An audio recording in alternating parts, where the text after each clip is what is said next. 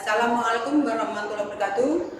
Anak-anak, sebelum kita mulai pelajaran hari ini, mari kita berdoa sesuai agama dan kepercayaannya masing-masing. Berdoa dimulai.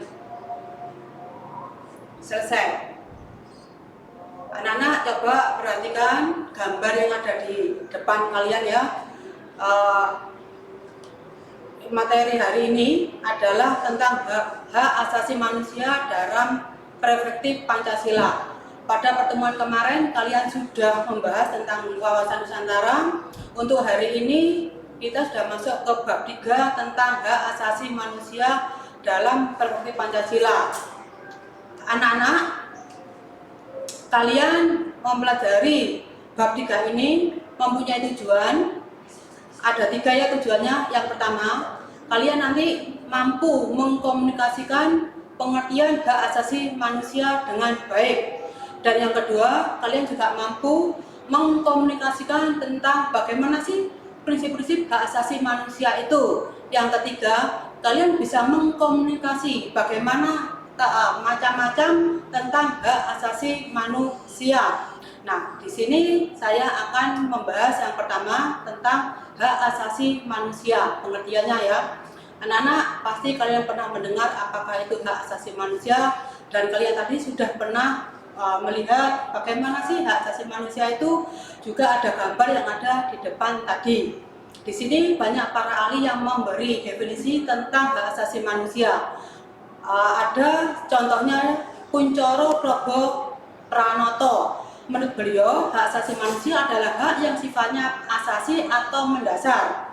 Sedangkan Umar Seno Aji itu adalah hak yang melekat pada diri manusia sejak lahir dan merupakan ciptaan Tuhan yang Maha Esa dan tidak boleh dilanggar. Nah, dari kedua pengertian tersebut, ya, dari dua definisi tersebut bisa dijadikan sebuah kesimpulan bahwa hak asasi manusia adalah hak dasar yang dimiliki oleh manusia sejak lahir dan merupakan pemberian dari Tuhan yang Maha Esa. Nah, itu tadi pengertian dari hak asasi manusia. Nah, sekarang bagaimanakah prinsip-prinsip hak asasi manusia?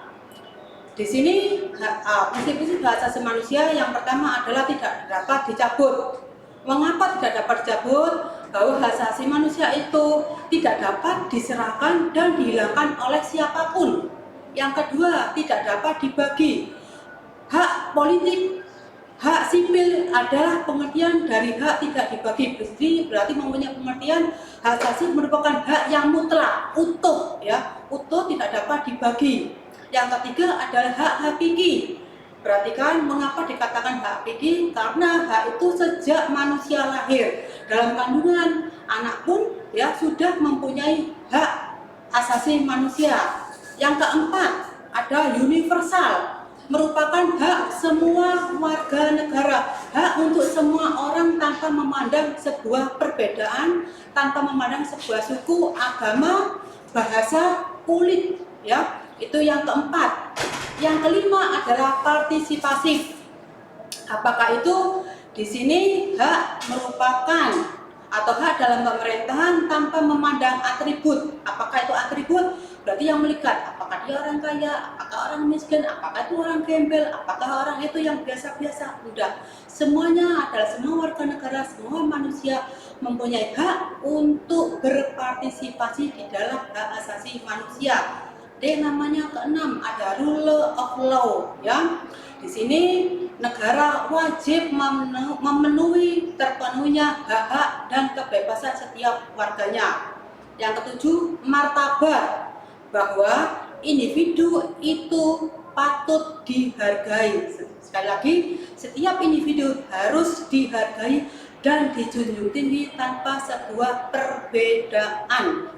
Yang kedelapan adalah tanggung jawab. Ingat, hak asasi manusia adalah hak mutlak, tetapi ada sebuah pembatasan. Apakah itu adalah tanggung jawab? Apakah tanggung jawab berarti HAM mengajarkan hak asasi manusia untuk menjadi tanggung jawab dan menghargai hak asasi manusia antar sesama manusia. Yang kesembilan, saling berkaitan.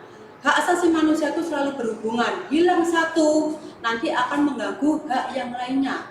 Yang ke-10 adalah absolut, mutlak tidak bisa dibatasi sama sekali. Apakah itu contohnya? Adalah hak untuk hidup, hak tidak disiksa, dan hak tidak diperbudak. Itu adalah, nah itu tadi anak-anak prinsip-prinsip dari hak asasi manusia. Nah sekarang ada apakah itu macam-macam hak asasi manusia, macam-macam hak asasi manusia itu nanti ada terbagi ya. Yang pertama ada hak asasi pribadi. Nah, mengapa dikatakan hak asasi pribadi? Hak dasar yang dimiliki, apakah itu hak untuk memeluk agama, dan apakah itu menyatakan sebuah pendapat, aktif mengikuti sebuah organisasi. Itu adalah salah satu contoh dari hak asasi pribadi. Ada yang kedua, hak asasi ekonomi. Bagaimanakah? Yang namanya ekonomi berarti ada hukum ekonomi, menjual, membeli, memanfaatkan sesuatu, itu adalah salah satu contoh dari hak asasi ekonomi. Bagaimanakah hak asasi politik? Nah, politik di sini ada sebuah kebebasan untuk berpartisipasi dalam pemerintahan, hak dipilih dan memilih, ya.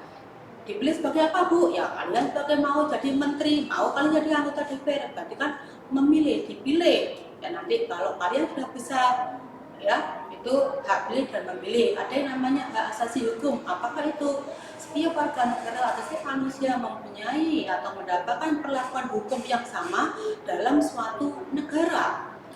Yang kelima, hak asasi sosial budaya. Apakah sosial budaya? Sosial budaya berarti kan pola pemikiran, berhubungan dengan pendidikan, pengembangan budaya. Itu salah satu contoh hak asasi untuk mengembangkan pendidikan dan sebuah kebudayaan. Yang keenam, ini adalah yang terakhir, adalah dari macam-macam hak asasi manusia.